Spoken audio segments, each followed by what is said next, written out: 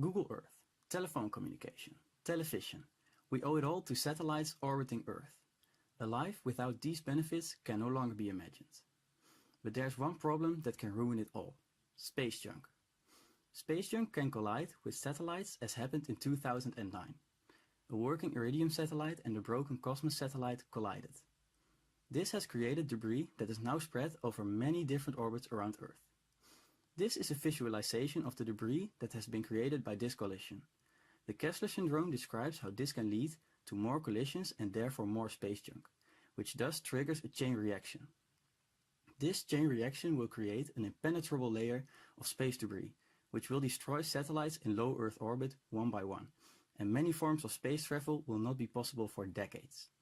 That is why a solution must be found: the Kessler removal satellite design.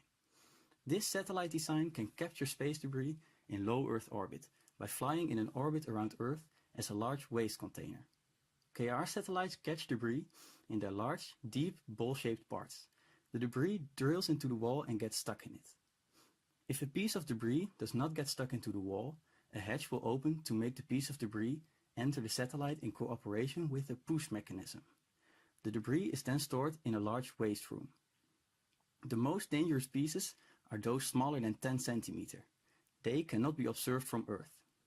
In addition, there are by far the most pieces of this size. That is why KR satellites focus on these pieces of space junk. KR satellites fly circularly in the same direction as the rotation of the Earth, so they remain at an altitude with a lot of space debris. This is also the cheapest way to launch a satellite. KR satellites are armored to be able to keep functioning after a collision. They are also equipped with solar panels and thrusters to stay in their orbit, or to deviate from it. They must be able to do this to prevent collisions. The first KR satellite will be called KRS-1. This satellite will orbit Earth at an altitude of 800 kilometers, since that is the height with the most debris.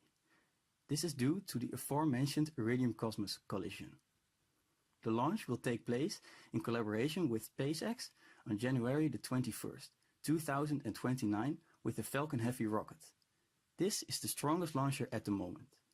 Even this satellite with a length of 13.1 meters fits in the top of the rocket.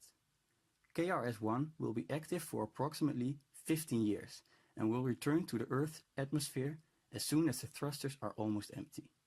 This is done above the spacecraft cemetery to ensure that the satellite crashes in a safe area if it is not completely burned up. When KRS-1 is executed, the first step in cleaning up space is made.